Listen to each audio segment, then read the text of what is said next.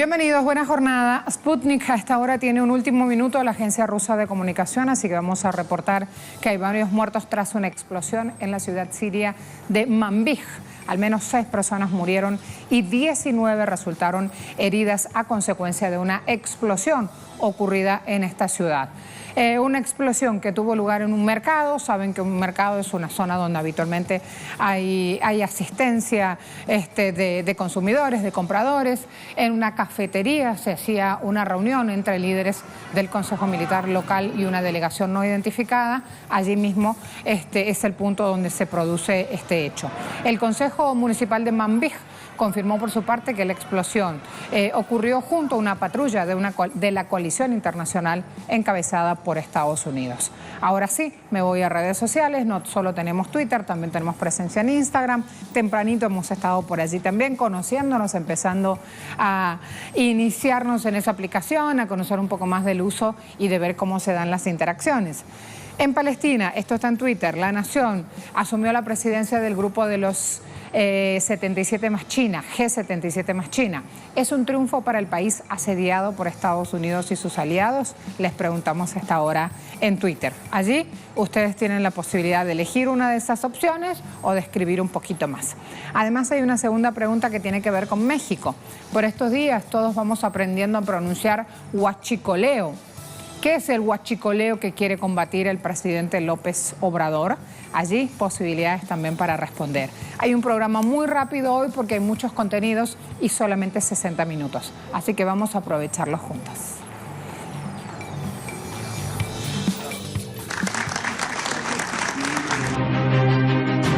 Palestina asumió la presidencia del grupo de los 77 más China en una ceremonia oficial en la que Egipto hizo entrega del liderazgo del bloque de países más grande dentro de Naciones Unidas.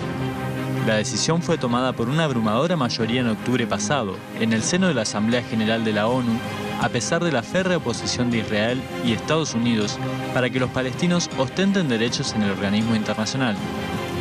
En línea con esto, durante la ceremonia, el presidente palestino Mahmoud Abbas afirmó que los palestinos buscarán convertirse en miembro de pleno derecho a pesar que desde Washington busquen utilizar su poder de veto en el Consejo de Seguridad. El secretario general de la ONU, Antonio Guterres, ratificó que la única solución para el conflicto palestino-israelí es la creación de 2 estados y respaldó la presidencia de la nación árabe. Espero continuar trabajando estrechamente con el G77 y China en 2019, bajo el liderazgo histórico del Estado de Palestina. Sus ciudadanos tienen una experiencia de primera mano de algunos de los problemas globales más dramáticos y desafiantes que enfrentamos. Ustedes están bien posicionados para asumir la presidencia de este importante grupo de países. El apoyo a Palestina se da en un momento donde el régimen de Israel continúa con su política ilegal expansionista y recrudecen los ataques en la Franja de Gaza, además de la grave escasez a la que es sumida la población producto de los bloqueos de Tel Aviv. Hoy, en Agenda Abierta, analizamos la presidencia de Palestina frente al G77 más China y las expectativas que plantea a un pueblo que sigue luchando por su soberanía.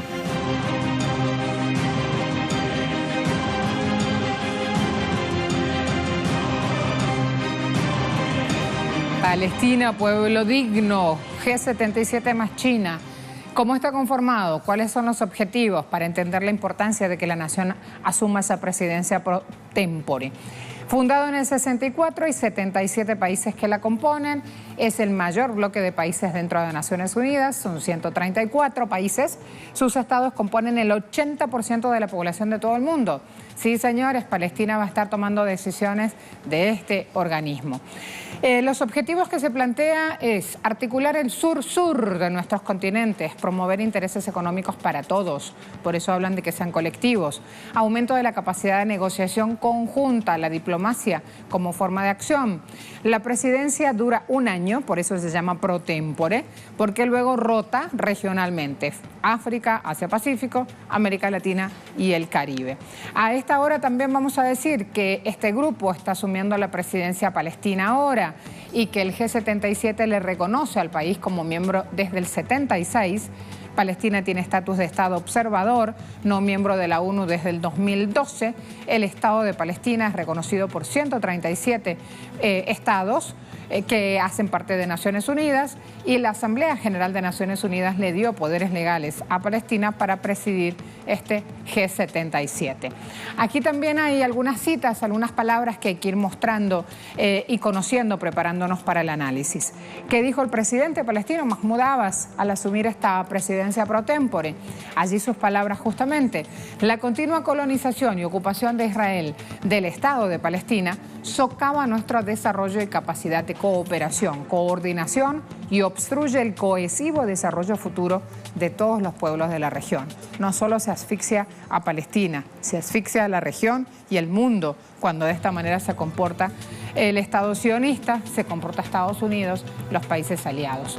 Hay un mapa que nos va a mostrar cómo fue perjudicada Palestina a partir de la creación del Estado sionista de Israel y su política de expansión.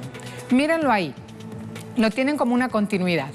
1878 era territorio nacional, existían ciudades mixtas. ¿Qué quiere decir esto? Mixeadas, árabes y judíos coexistiendo en paz.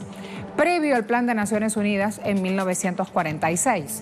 Allí la siguiente imagen, miren cómo empiezan a ponerse ya los pedacitos blancos. Más tarde, en 1947, se establece el Plan de Naciones Unidas. Del 49 al 67 comienza la política de expansión sionista de Israel. En el último mapa vemos cómo estas colonias israelíes, producto de esa expansión, redujeron el territorio palestino. Así, drásticamente, le comieron toda la tierra, así como lo escuchan. Ahí, en la claridad, en la contundencia de los gráficos, queda clara esta situación. Me espera Nayara Tardo y me espera también nuestro invitado. Vamos con Nayara primero. Bienvenida, ¿cómo te va? Hola, muy buen día para ti y para toda la teleaudiencia de Telesur a esta hora. Mira, efectivamente, ayer el presidente de Palestina, Mahmoud Abbas, asumió de manera oficial la presidencia del Grupo de los 77 más China en una ceremonia en la sede de las Naciones Unidas en Nueva York. En su discurso, al asumir la presidencia de uno de los bloques más grandes de la ONU, Abbas aseguró que defendería el derecho al desarrollo de los países que permanecen bajo ocupación extranjera, haciendo referencia especial a Palestina y al derecho de cada pueblo a la libre determinación y a la independencia. Aseguró además que el pueblo palestino no cesará con sus reclamos hasta que Palestina sea reconocida como un Estado legítimo ante el mundo. En el acto también el secretario general de la ONU, Antonio Guterres, felicitó a Palestina por este importante paso y reconoció la labor de Egipto, que durante 2018 asumió la presidencia del G77 más China y este martes hizo entrega oficial a Palestina de la presidencia. El ministro de Asuntos Exteriores palestino, Riyad Malki, quien acompañó a Abbas en esta ceremonia, dijo también que Palestina solicitará la membresía permanente de la ONU a pesar del veto de Estados Unidos e Israel ante la posición de Palestina en Naciones Unidas, pero sin dudas asumir la presidencia del G77 más China es un paso de avance muy importante para la causa palestina, y así lo han asegurado varios analistas por acá, y ayer durante todo el día en los medios locales hacían referencia a este importante paso de Palestina. Ayer en la tarde el secretario general del Comité Ejecutivo de la Organización para la Liberación de Palestina, Saeb Erekab, también lo ratificaba y decía que ejercer la presidencia de este grupo era, además de un paso importante, un paso histórico para los palestinos y su larga lucha por la libertad. Al referirse a las proyecciones de trabajo para este 2019, Erekab también aseguró que durante la presidencia de este bloque, Palestina trabajará para apoyar a todos los Estados miembros y promover un orden internacional justo y efectivo. Recordemos que ahora Palestina, con la presidencia del G77, puede formular declaraciones y mociones de procedimientos ante este organismo internacional. El G77 está integrado por 134 países y representa 3/4 de los miembros de Naciones Unidas. Es un grupo que además presta especial atención a la recuperación y a la adopción de medidas frente al cambio climático, a la cooperación sur-sur y al desarrollo sostenible. Es un bloque que, de acuerdo con el secretario general de Naciones Unidas, Antonio Guterres, ha jugado un rol positivo en las negociaciones del Pacto Mundial para una migración segura y regular y en el avance de la reforma de paz y seguridad, por lo que sin dudas esto ha sido un paso muy importante para Palestina y significa además el reconocimiento de la causa del pueblo palestino a nivel internacional. Adelante. Muchas gracias, Nayara. Me voy con Rafael Araya Masri. Nos vamos a dialogar con un periodista, analista internacional también. Está al frente de la Confederación Palestina Latinoamericana y del Caribe. Ese organismo, por sus siglas, se llama COPLAC. Rafael, un gusto. Qué bueno que podemos hasta ahora dialogar. ¿Cómo te va? Es un gusto saludarte, Marcela. Buenos días. Gracias, buen día. Es importante, es trascendental que Palestina esté al frente del G77 más China. Mira, como Nayara decía recién, esto es realmente histórico. Que Palestina, un Estado miembro observador de las Naciones Unidas, haya accedido a este estatus, significa realmente que la comunidad internacional, y sobre todo los países del sur, le brindan un reconocimiento absoluto a la estadidad palestina, digamos, y con un hecho político colateral que no deja de ser menos importante, que es la ratificación del aislamiento cada vez mayor de las políticas de Estados Unidos y el Estado de Israel en su afán de marginar a Palestina, sobre todo de los foros internacionales. Que las Naciones Unidas haya delegado nuevas funciones al gobierno palestino para poder ejercer la presidencia del G77 es una potente señal de que a Palestina se le quiere como un miembro pleno en el seno de Naciones Unidas, y de ahí este empeño diplomático constante del gobierno palestino para seguir aspirando, solicitando y bregando para que el reconocimiento definitivo como Estado de pleno derecho en la ONU llegue a buen fin, a pesar de la oposición del Estado de Israel y por supuesto del veto que Estados Unidos ejerce de manera indiscriminada en contra de los intereses palestinos en el Consejo de Seguridad, ¿no?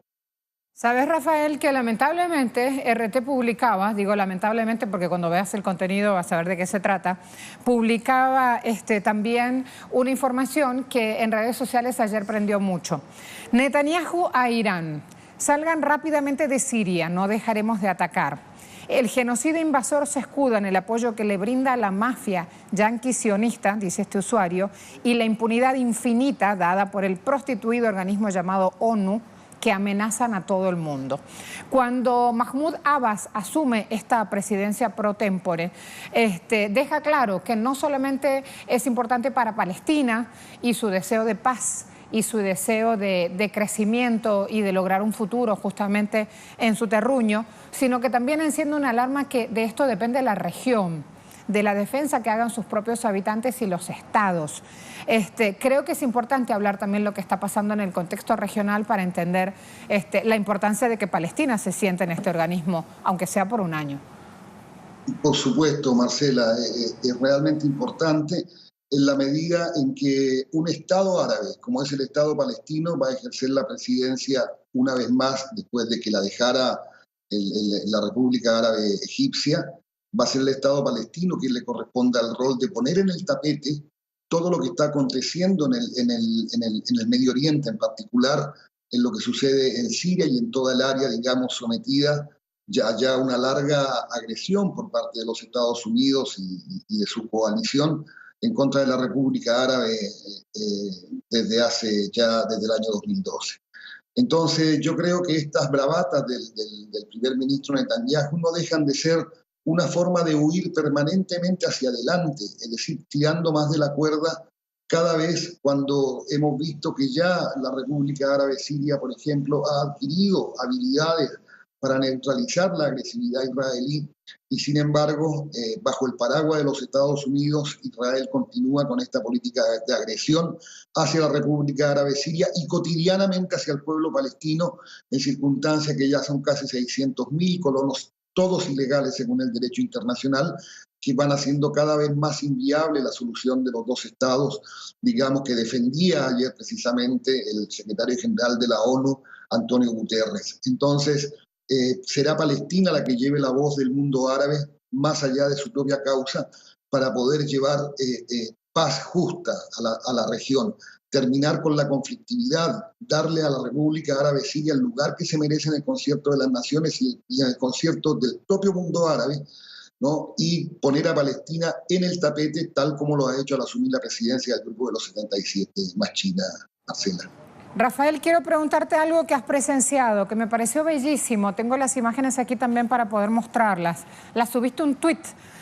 Habla también de lo que está pasando en Latinoamérica cuando nos referimos hoy a Palestina, cómo de a poquito se va haciendo pedagogía y se va conociendo profundamente qué es lo que está viviendo, el horror, el dolor que está viviendo el pueblo palestino hace años. Me refiero a que estuviste en Uruguay y que el Correo de la República Oriental del Uruguay emitió un sello conmemorativo del reconocimiento de ese país al Estado de Palestina. En este momento lo estamos mostrando, si quieren van a pantalla completa y nos dejan de lado un ratito a Rafael y a mí, así pueden ver esta imagen tan bonita. El acto fue presidido por el embajador, la directora del Correo y el canciller Pergamino. Allí tienen las imágenes, las estamos mostrando, Rafael, que allí estuviste. Entonces, ¿qué impresiones pudiste levantar de ahí? ¿Qué es lo que se habla justamente de lo que ocurre en Palestina? ¿Y cómo surge esta decisión y hasta estas imágenes que acompañan el sello? Mira, yo creo que estos son dos señales muy potentes, Marcela.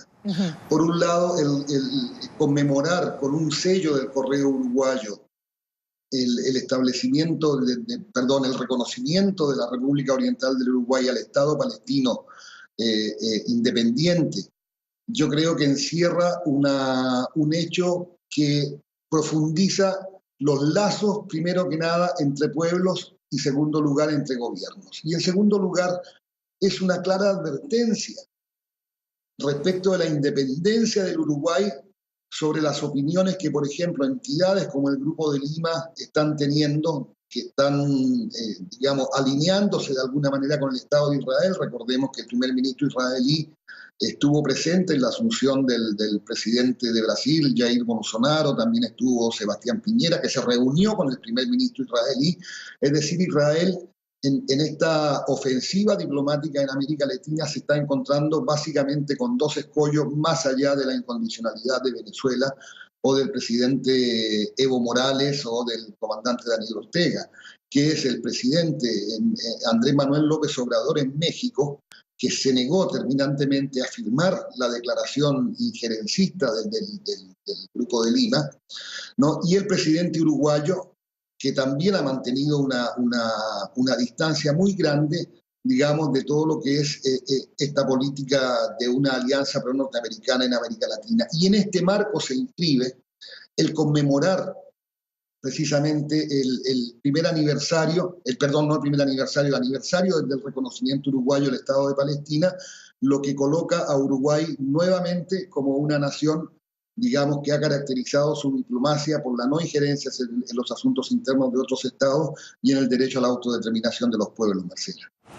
Hay otra imagen que quiero sumar ahora, y es como un niño palestino va al colegio y como un niño israelí protegido con las armas va al colegio. Ampliemos esta imagen. Rafael, la voy a mostrar en este momento.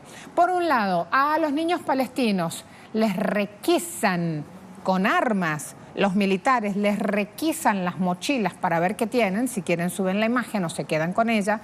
Y por otro lado, un padre de familia sionista lleva a sus dos niños de la mano con un fusil en la espalda.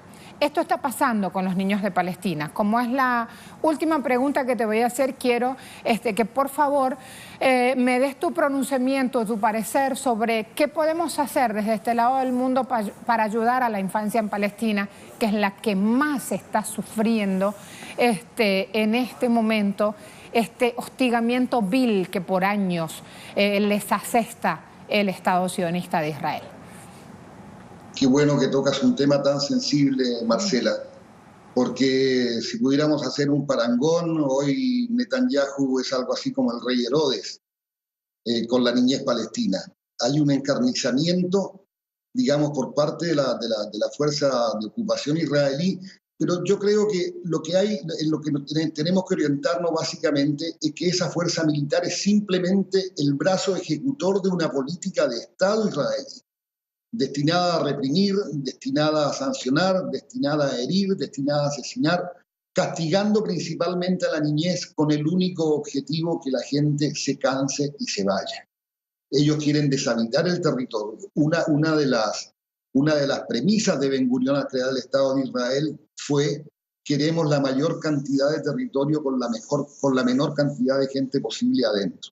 Entonces, cuando tú me preguntas qué podemos hacer desde América Latina, estamos en todos nuestros países, Marcela, digamos, sometidos a las reglas de juego de medios de prensa hegemónicos, digamos, aliados de Estados Unidos, aliados del Estado de Israel, que invisibilizan de manera absolutamente deliberada todo lo que ocurre en Palestina o lo presentan de una manera en que Israel siempre aparece como la víctima.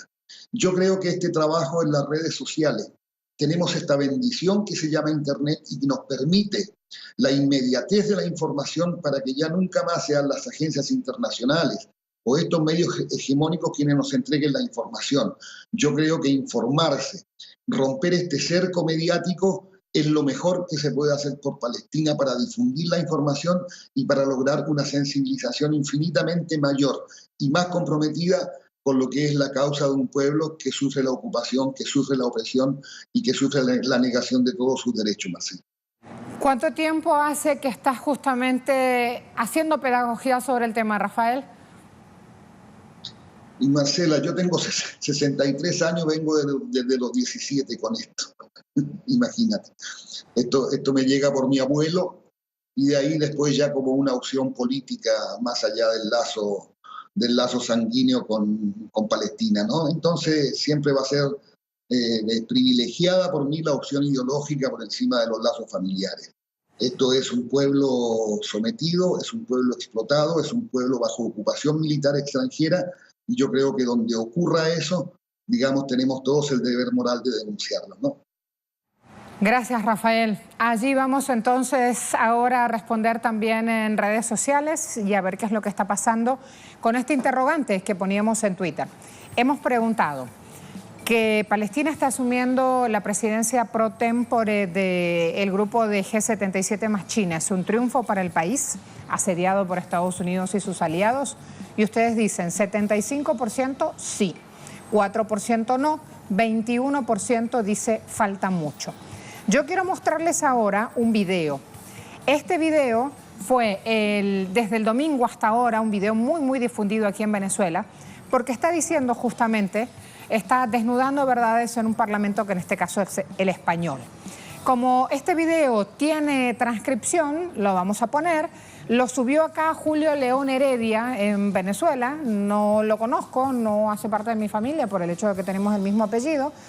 Pero él está usando justamente una palabra, un verbo muy claro, muy expreso para decir, cuidado, que esto lo pueden hacer en Venezuela. Cuidado, que esto puede ocurrir.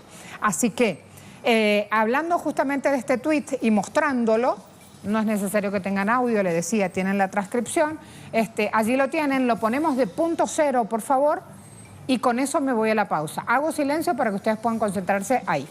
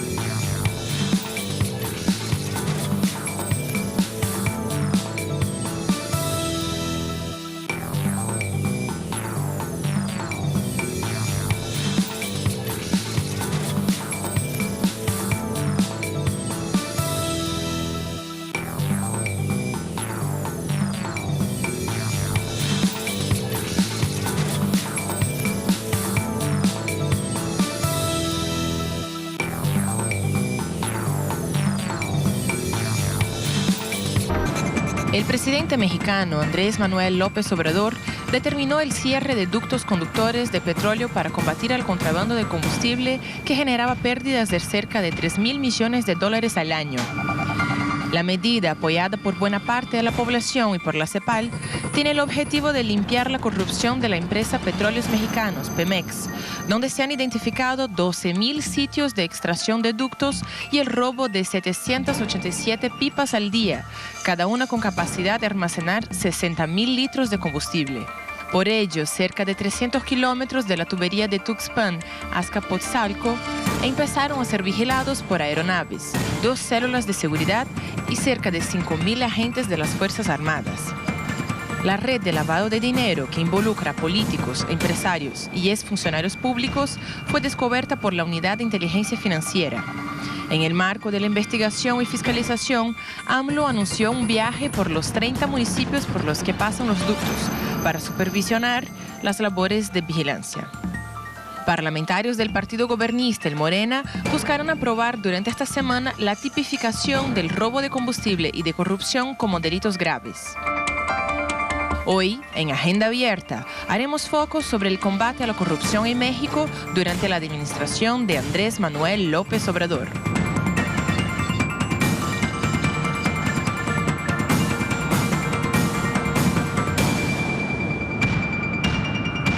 El Sol de México dice, ducto Tuxpan-Azcapotzalco.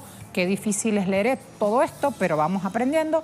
La mina de oro negro de los cárteles. ¿Por qué hablan y se sitúan así con respecto a este ducto? Porque este ducto transporta gasolina a Ciudad de México y siempre ha sido un dolor de cabeza por todo este plan anti-huachicoleo que tiene Andrés Manuel López Obrador como una fijación y que ha sido su promesa de campaña electoral. Este ducto ha sido perforado 4 veces. ¿Qué quiere decir? Lo tumban, lo agujerean, sacan, roban combustible desde allí y lo venden. Y siempre hay alguien que compra, por eso sigue pasando. Pemex es la estatal mexicana y reconoció que no tiene recursos para hacer frente a estos sabotajes, como le llama, a la red de ductos y al robo de combustible que hacen cárteles de Sinaloa, del Golfo, Jalisco, Nueva Generación, los Zetas. Todos estos cárteles, asociaciones delictivas, tienen presencia a lo largo de este poliducto que atraviesa 30 municipios de Veracruz, Puebla, Hidalgo, Estado de México y llega a la capital del país. Es un tema recurrente cuando hay gran situación o gran extensión geográfica y emprendimientos de este tipo. Recuerden que en otros países también uno conoce de estas situaciones. La cuestión es que es tal el número que se logra con el contrabando y que además manejan esas mafias que el presidente dice hasta aquí llegó. Y el plan que se ha implementado ha generado desabasto, ha generado inconvenientes, pero aún así ya en la normalización se mantiene ese pulso firme de acabar con el contrabando. La jornada dice, Ferromex se declara lista para transportar combustible. Es una empresa que asegura estar ya preparada para atender las necesidades y mover grandes volúmenes de combustible de manera eficiente y segura. Sin duda una buena noticia para apoyar esta estrategia gubernamental que está en marcha. Avanzo además ahora con otros datos que son importantes también. Vamos a mostrarlos. ¿Qué es esto del huachicoleo? Dejé ya ese portal. Vamos a ver, porque suena hasta agradable el término. Bueno, lo hemos preguntado en redes sociales. ¿Qué es para ustedes o qué entienden por huachicoleo? No se trata solamente de la comercialización del combustible robado, sino también del blanqueo de esos capitales en el sistema financiero, como la compra de vehículos de lujo, los bienes que luego aparecen a nombre de testaferros o de familiares, compras de joyas, de obras de arte, boletos de avión, o sea que hay toda una maquinaria detrás una vez que se dan estas cifras. La red de contrabando de combustibles en México tiene cerca de 600 millones de dólares, más de 19.000 kilómetros de ductos comprometidos de los 54.000 que hay en el país. 12.000 gasolineras. Imagínense lo que es desmontar toda esta infraestructura usada para el contrabando. 32 estados, 54% de los delitos que se dan en la capital, en Ciudad de México, pero también pasa en estas otras ciudades que lo pueden leer. Michoacán, Estado de México, Tamaulipas, Baja California, Jalisco y Puebla. Ya hay 24 involucrados, 194 sospechosos. 1.700 carpetas de investigación abiertas por la Fiscalía, más de 47.000 millones de litros de combustible desviados al día. Con eso es justamente con lo que quieren acabar. Una de las respuestas que da el gobierno es crear un plan de desarrollo en Pemex para explorar y producir. Tienen más de 1.100 millones de dólares para ese objetivo, producción, mantenimiento y abandono de infraestructura en centros de proceso. Sobre este combate al huachicoleo, el presidente López Obrador fue muy claro y dijo, es un abanico de corrupción, al grado de que hay huachicoleo también en la compra de medicinas. Y ahí justamente va buscando desandar esta estructura de corrupción. Él ha dicho hay resistencia, porque son traviesos y piensan que nos van a echar para atrás. Se equivocan, quieren jugar a las vencidas, o sea, quién gana más, quién es el más fuerte torciendo el brazo. Yo soy muy perseverante, ha dicho el presidente mexicano, muy terco, ya dije, se acaba la corrupción, se acaba la corrupción. Pablo Pérez a esta hora con más información desde Ciudad de México. Pablito, bienvenido. Muy buenos días, un placer participar de Agenda Abierta. Y bueno, pues efectivamente continúan las acciones en contra del robo de hidrocarburos aquí en México y finalmente pues se están viendo algunos resultados reportados en las conferencias mañaneras del presidente Andrés Manuel López Obrador en esta lucha en la cual ya, según la Procuraduría General de la República, se han recuperado más de 45,000 barriles de petróleos que ya han sido reintegrados al patrimonio nacional. Bueno, pues está luchando contra un delito que causó más de 65,000 millones de pesos, una pérdida de 3,000 millones de dólares tan solo en el año 2018, algo que pues drena las arcas de la petrolera paraestatal Petróleos Mexicanos o Pemex como es conocida. Bueno, pues también se puede aclarar que no es una lucha solamente contra el robo, sino que ha habido una serie de investigaciones fiscales principalmente, pues lo que dicen es se está haciendo una misión integral de este problema. Santiago Nieto, el jefe de la Unidad de Inteligencia Fiscal, reporta que más de 194 contribuyentes han sido detectados con irregularidades por más de 3,217 millones de pesos, una gran cantidad. De esto lo ha llevado a integrar una serie de carpetas de investigación, entre las cuales, bueno, pues no están señalados solamente empresarios del ramo gasolinero o algunas otras personas que estén pues comercializando esta gasolina ilegal, sino que también hay pues ex legisladores. También hay autoridades locales y estatales y ex autoridades del ramo incluso municipal. Bueno, pues estos son los avances que hay en esta lucha contra el robo de combustibles o huachicol, como se le conoce coloquialmente en México, que ha causado en por lo menos 9 estados de la República Mexicana el desabasto de combustible, ante el cual pues Andrés Manuel López Obrador ha puesto en marcha este programa extraordinario de distribución en carro tanques que están tratando de surtir a estos estados, principalmente en el centro de la República Mexicana, y anunció la compra de 500 carrotanques más para pues contribuir a este nuevo esquema de distribución que está supliendo a la distribución por ductos que eran precisamente perforados por los ladrones de combustibles, y era en donde se llevaba a cabo este robo que tanto daño hizo a las arcas de la nación. Gracias, Pablo. Me espera Ismael Hernández Lujano, sindicalista y también filósofo, así que esa combinación, ese mixeo lo vamos a aprovechar bien. Antes necesito un traductor. ¿Cómo te va, Ismael? ¿Qué tal? Buenos días, Marcela. ¿Cómo Buenos estás? días a todo el auditorio. Muchas gracias. Muy bien. ¿Hay algo más que tengamos que saber del término huachicoleo? Porque desde acá no lo tenemos incorporado en la región, pero para los mexicanos es un término muy usado y muy común. Pues te comento que es un término común desde hace pocos años a nivel nacional. Según se ha investigado, antiguamente se refería a la adulteración del tequila, a la adulteración del alcohol. Pero como su significado actual de robo de combustible tendrá 10, 15 años que se maneja, que es precisamente cuando explotó este problema del robo de combustible, más o menos desde el año 2000 hacia acá. ¿Término inframundo? Disculpa, no te escuché. Digo, ¿es un término inframundo, así usado, digamos, entre la mafia, entre los que cometen ilícitos, o ya se ha ido sumando también la gente común, honesta? No, es un término que ya maneja todo mundo. El robo de combustible era un secreto a voces en muchos lugares. A mí me llegó a suceder haciendo un viaje que el autobús se para a la orilla de la carretera y en un establecimiento donde arreglan cauchos, arreglan llantas, ahí le surtían de combustible, no era una estación de gasolina oficial. Es algo que en varios estados del país la gente sabía que sucedía. Como filósofo te quiero preguntar justamente lo que implica eso, ¿no? Manejar la versión oficial y por otro lado manejar la versión de contrabando, y las dos cosas subsistiendo e intercambiando y hasta retroalimentándose. Creo que es toda una metáfora de lo que pasa en México, también en otros asuntos como los políticos, como los económicos.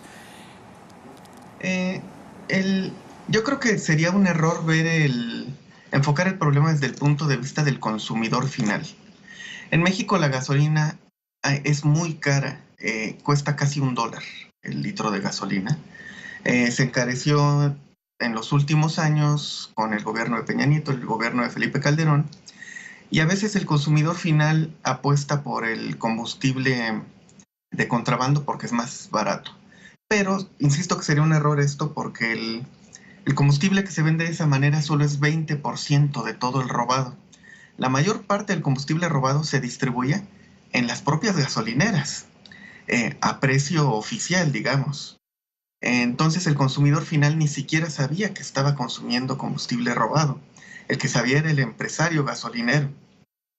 Porque hay que aclarar muy rápido que las gasolineras de Pemex no son como tal de la empresa, son franquicias. Es un empresario privado el que tiene la franquicia. Es un tema sumamente interesante porque habla también justamente de los ladrones de guante blanco y que tienen toda una estructura montada y que inclusive tienen su dinero en paraísos fiscales. Con lo cual el desfalco, la agresión, el delito contra el Estado es mucho mayor y no solamente afecta, digamos, en lo común al ciudadano. Estamos hablando de que de esos ingresos del Estado dependen luego las asignaciones que le dan a nuestros municipios para nuestros servicios, levantar las obras de infraestructura, etcétera, etcétera. Lo estamos hablando en términos muy sencillos y vale la pena seguir así porque es entender que finalmente lo que se afecta es el bien común, ¿no? Sí, el presidente ha comentado que la corrupción no solo es un problema moral, que es un problema financiero para el país. Se calcula que se pierden 60,000 millones de pesos, algo así como 3,000 millones de dólares al año, por el robo de combustible, dinero que podría invertirse en hospitales, escuelas y en la propia industria petrolera que ha sido abandonada por los gobiernos neoliberales. No se han construido más refinerías y las que existen tienen un deterioro por falta de mantenimiento evidente, al grado de que México, siendo un país productor de petróleo, en los últimos años ha tenido que importar gasolinas cada vez más, lo cual es un contrasentido total. Entonces, el problema es muy complejo, están implicados, por supuesto, empresarios privados, lo cual destruye este discurso de que la empresa privada, en oposición a las empresas estatales, siempre es limpia, ajena a la corrupción. No podría haber un robo de estas dimensiones si no hubiera grandes redes financieras involucradas. Hay otro tema que es sumamente importante de preguntarte, porque están atacando justamente, el presidente López Obrador hablaba de atacar de base el problema de la corrupción en el país, con todo lo que esto implica. Y hoy nos levantamos de este lado del mundo con arriba en las tendencias Peña Nieto, justamente como etiqueta. Y tiene que ver con estas declaraciones del Chapo Guzmán en la jornada de ayer. Quiero preguntarte qué repercusión tiene esto en la nación y si también desde allí las redes sociales están abordando así el tema. Por supuesto que un negocio de esas dimensiones, el robo de combustible y el propio narcotráfico, no podrían florecer sin la complicidad o al menos sin la falta de acción de los gobiernos. Porque la gente común ve florecer la venta de combustible, la venta de droga, parece que todo el mundo lo ve, menos las autoridades. Entonces, al margen de que tengan o puedan tener estas declaraciones del abogado del Chapo Guzmán un efecto mediático para su propio juicio, el pueblo de México no duda ni un poquito que grandes funcionarios protegieron o al menos no combatieron decididamente a los cárteles del narcotráfico y lo mismo al robo de combustible. Sin embargo, hay una campaña de medios de la derecha en culpar a la propia población de este fenómeno, ¿no? Existe el robo de combustible porque la gente lo compra, el combustible robado, y atribuir la mayor parte del robo a pequeños hurtos en los ductos. No es así. El 80%, insisto, era robo que se hacía en grande, no robo hormiga. Gracias, Ismael. Hasta la próxima. Hasta la próxima. Buen día. Buen día. Qué delicia conocer esa información de primera mano. Nuestro invitado Ismael Hernández. Ya tenemos BBC, para que no me digan que después levantamos chismes. Con Peña Nieto, ¿se acuerdan? Todo lo que ha hecho Peña Nieto apuntando justamente a este pueblo venezolano para levantar aún más y asfixiar aún más a este pueblo con sanciones. Bueno, Peña Nieto, allí lo tienen BBC, para que no me digan que es cualquier persona que en redes sociales hasta ahora suma su pronunciamiento sin evidencia atrás. BBC, juicio al Chapo Guzmán, el narco que aseguró que el expresidente mexicano Peña Nieto recibió un soborno de, ahí tiene el monto, $100 millones del líder del cártel de Sinaloa. Lo está viendo usted, lo está viendo en Telesur y hasta ahora conoce por qué justamente es tendencia el expresidente mexicano. Tienen más información, esa publicación es de fecha 16 de enero, déjenme darle un poquito más de la bajadita de BBC. Peña Nieto, por supuesto, se defiende y también parte de su gabinete, Francisco Guzmán, antiguo jefe de gabinete del expresidente, tacha de falsas, difamatorias y absurdas las declaraciones del Chapo Guzmán en Nueva York. Ayer salieron fuego después de esas declaraciones, Esa boquita del Chapo generó muchísimos titulares. Me voy a nuestra pregunta en redes sociales, que es el huachicoleo que quiere combatir el presidente López Obrador. A ver qué entienden ustedes. 26% me dicen son ilícitos, 6% me dicen son delitos de poca monta, 68% dicen un daño al país. Y así, de una manera más general, justamente engloban esta situación y lo que pasa. Me espera Pavel, nos vamos al mundo deportivo. Síganme los buenos, vénganse conmigo. Está listo ya. Hola, mi Pavel, ¿cómo anda todo? Muy bien, qué feliz. Gracias, gracias. La felicidad es nuestra, te levantaste temprano. Sí, claro, si para compartir contigo unos minutos hay que madrugar, entonces vale la pena traicionar el sueño. ¿Vieron? ¿Vieron lo que son los cubanos caballeros con ese verbo increíble? Todos suenan más bonito y eso que no lo han visto bailar este muchacho. Y además, Pavel no tiene redacción ajena, digamos, sobre sus temas. Él viene, trae acá y sale él mismo con sus contenidos. Así que siempre es una delicia escucharte porque va actualizando en el minuto a minuto lo que pasa. Muchas gracias, Cuando Marcela. quieras, mi amor. Gracias a ti. Adelante. Gracias, muchas gracias, Marcela. Gracias a ustedes por la atención. Vamos a actualizar las ligas del Caribe de béisbol. Ustedes saben, hoy es 16 de enero. Van faltando apenas 2 semanas para que comience la Serie del Caribe, que será precisamente en Venezuela, en la ciudad de Barquisimeto. Y por supuesto los 5 países que van a estar representados, ya están viendo Venezuela, vamos a darle un repaso, pero ya los 5 países están buscando a su campeón. Por ejemplo, ya tienen la tabla de Venezuela. Vean cómo marchan los 2 playoffs. Anoche los Leones de Caracas tomaron ventaja sobre los Caribes de Anzoátegui. Recordar a aquellos que no viven en Venezuela que los Leones de Caracas es el equipo más emblemático, el más ganador de la historia del béisbol de ese país, mientras que los Caribes de Anzoátegui es el actual campeón de ese certamen. Por su parte, en la otra llave, ahí lo ven también en esa tabla de Venezuela, los Cardenales de Lara tomaron ventaja sobre los Navegantes del Magallanes. O sea que ahora ambos playoffs van 2 victorias por 1 y hoy van a continuar en horario nocturno, como lo ven en esa tabla. Todo el mundo quiere, bueno, todo el mundo no, la mayoría de los venezolanos quieren o quisieran una final entre los Leones de Caracas y los Navegantes del Magallanes, que es el clásico histórico.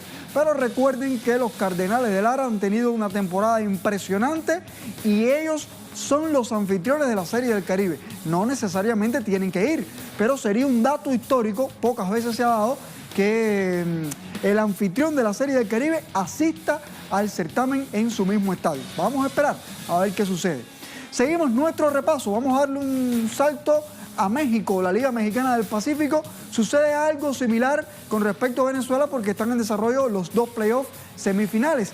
Vean, los Cañeros de los Mochis, que estaban ganando 2 juegos por 0, han visto cómo los Yaquis de Obregón han empatado a la serie en ese playoff. Ellos van a jugar hoy nuevamente a las 8:10 de la noche, hora local en México. Mientras los Charros de Jalisco van ganando 2 juegos por 1 frente a los Venados de Mazatlán, que descontaron 1 en ese playoff. Así marchan los 2 pareos en la Liga Mexicana del Pacífico. Nos vamos a República Dominicana, donde ya están los 2 finalistas. En Dominicana no hay playoff semifinales. Vean la tabla cómo quedó en la ronda semifinal. Las Estrellas Orientales ya estaban clasificados desde hace algunos días con 11 victorias y 7 derrotas, pero los Leones del Escogido ayer vencieron a los Toros del Este y bueno, entonces ya estarán en la gran final junto a las Estrellas Orientales. Aquí, lamentablemente, quedó eliminado los Tigres del Licey, que es el equipo más emblemático. La final comenzará mañana en horario nocturno. Duelo por el título en la llamada Lidón. Nos vamos a Puerto Rico.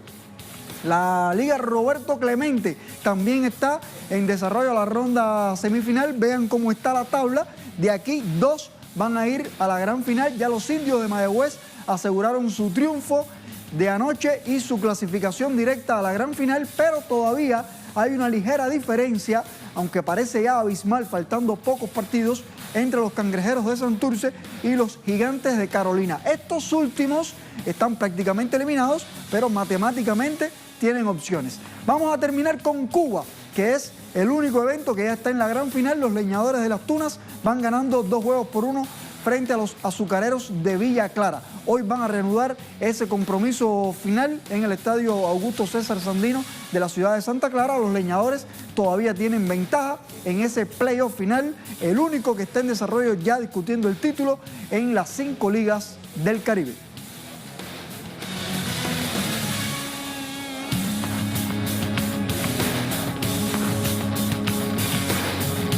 Bueno, ¿qué te parece, Marcela? Buscando el título en cada una de las ligas. Lindísimo. El título va a llegar a la China y va a llegar a través del espacio. Mira lo que tenemos a continuación. Una sorpresita. Gracias. China se pone delante en la carrera aeroespacial mundial que disputa con Estados Unidos y Rusia. En los primeros días del año, la Agencia Nacional del Espacio de China logró aterrizar en el lado oculto de la Luna. La sonda Change 4 cargaba semillas de algodón, papas, colza y arabidopsis, así como huevos de mosca de la fruta y algunas levaduras, con el objetivo de poder crear una mini biosfera simple. Mediante estos elementos, los científicos chinos pudieron sembrar una semilla de algodón en el territorio lunar. Un nuevo hecho histórico para la ciencia mundial, ya que las temperaturas sobre la superficie lunar pueden superar los 100 grados centígrados por el día y bajar a los 100 bajo cero por la noche, además de recibir una mayor radiación solar y de presentar una menor gravedad que en la Tierra, lo que dificulta el brote de cualquier planta. Este sería el primer mini experimento de biosfera realizado con éxito en la historia de la humanidad.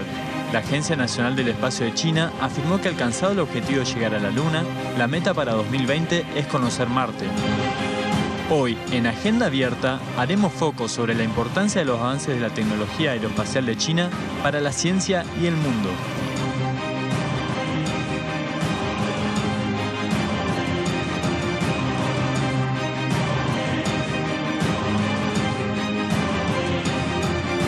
Primer portal para hablar justamente de todo lo que implica esto. allí viene la cuestión. ¿En qué etapa se encuentra el programa espacial chino? Ese es el punto. ¿Cuánto hace que China empezó esta gran carrera justamente con este despliegue espacial? En esta publicación, que es Nexo, que es la primera publicación que teníamos pensado mostrarle de varias, a esta hora, por el tema del tiempo, le vamos a mostrar solamente esta información a manera de preparación para luego irnos a San Petersburgo con nuestro invitado. ¿En qué etapa se encuentra el programa espacial chino, que tiene décadas ya justamente en esta incursión? Puso su primer satélite en órbita en el 70, resultado de una carrera espacial que tenemos que decir loca en ese momento, entre Estados Unidos y el campo socialista, liderado por la Unión Soviética. Estados Unidos siempre ha evitado que la Unión Soviética se lleve justamente todas las grandes informaciones sobre el tema. 2003 vuelve a la palestra China cuando el primer astronauta llega al espacio. China fue el tercer país en hacer este tipo de incursiones de manera independiente. Año 2013 los chinos aterrizaban por primera vez un vehículo en la Luna y ahora planifican llegar a Marte, alcanzando su objetivo de producir 70% todos los materiales usados en esas incursiones espaciales. O sea, está llegando a esos puntos con tecnología propia. Me voy a San Petersburgo, a esta hora, la ciudad rusa. Allí nos espera nuestro invitado, un analista internacional que se llama Giovanni Simón, a quien le doy la bienvenida en este momento. Giovanni, ¿cómo te va? Buenos días, Marcela. Un gusto. Muy bien. ¿Qué nos espera con esta incursión que China está poniendo en marcha? Perdón por el portuñol, pero yo diría que esta hazaña china tiene dos objetivos claros. Uno, acelerar la carrera tecnológica entre Estados Unidos y China.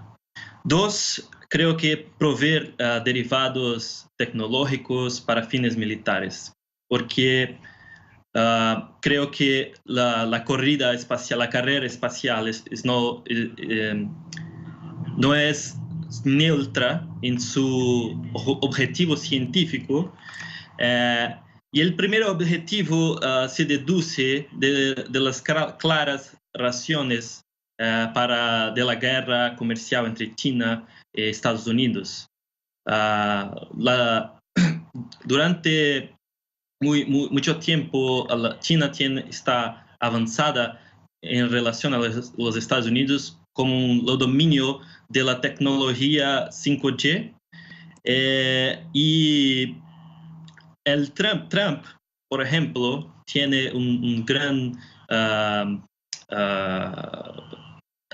objetivo de lograr lo que él llama transferencias tecnológicas más justas para que se pueda tener, no ficar atrasado,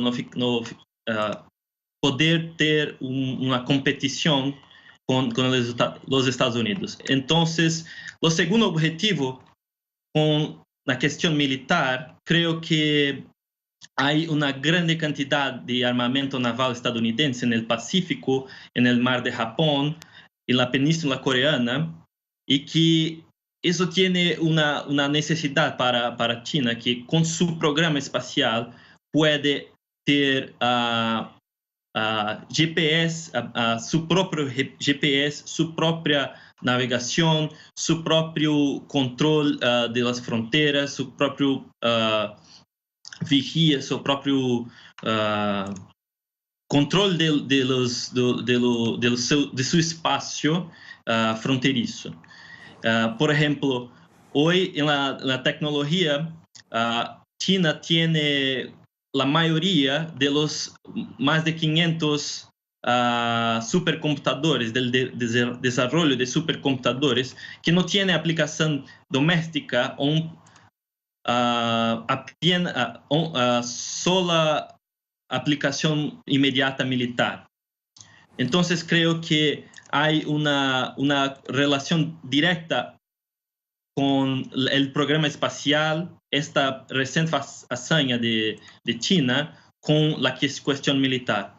Otra cuestión es que China declaró que intenta instalar una estación espacial lunar en 2022, que podría ser un entrepuesto, un depósito para otros objetivos como aterrizar en Marte. Eso, sin por casualidad, causó un gran impacto, tanto que el presidente Trump, dije que iría crear un ejército espacial para combatir a los chinos. Entonces creo que hay una grande relación entre esta nueva carrera espacial y tecnológica con la cuestión militar, económica, mundial de la geopolítica. Se te entendió perfecto. No se nota portuñol, sino español, Giovanni. Muchísimas gracias por todo esto. En San Petersburgo, ¿en qué idioma te manejas habitualmente? Habitualmente en inglés. Ajá. Porque no conozco ninguno brasileño o latinoamericano por acá. Suele pasar. Me emocionaba del todo si además me decías ruso, con lo difícil que es el ruso. Estoy aprendiendo, empezando a aprender el ruso. ¡Qué envidia! Pero es muy difícil. Sí, qué envidia. Gracias, Giovanni. Hasta la próxima. Muchas gracias por la invitación. A ti por atendernos, a ti por animarse. Siempre con el tema del español a veces se hace difícil, aunque cada vez son más en el mundo los ciudadanos que van probando y enganchándose. ¿Saben qué? Gracias a ustedes, porque todos los días van acompañando y van fluyendo con esta agenda abierta, que hoy inclusive ha salido con muy poquitas pausas, así que no le hemos dado chance ni siquiera de prepararse un tecito, sino que hemos ido sumándonos al trajín de este momento en la casa, en la empresa, en donde estén. Hasta nos han escrito ayer por Instagram que estaban en alguna clínica allí preparándose para una extracción de sangre y sumaban la información: Marcela, me va a pasar tal cosa. Tranquilos. Tenemos Instagram y hemos visto que ayer tenía gran repercusión justamente la apertura de la cuenta de Agenda Abierta, así que ahí se la estamos mostrando. Michelle hace parte de este equipo y está súper entusiasmada y va sumando informaciones, datos. Inclusive la idea es que a veces los contenidos que nos lleguemos a mostrar en nuestro programa, aunque sea un poquito, también subamos a través de nuestras redes sociales. Gracias por acompañarnos. En Instagram nos tienen con Agenda Abierta, todo juntito, y en Twitter es @telesuragenda_a. Es un poco más difícil, pero en verdad si en el buscador ponen Agenda Abierta, allí estamos reflejados, ¿sí? A todos, muchas gracias. Será hasta luego. Este equipo les dice una vez más, hasta mañana.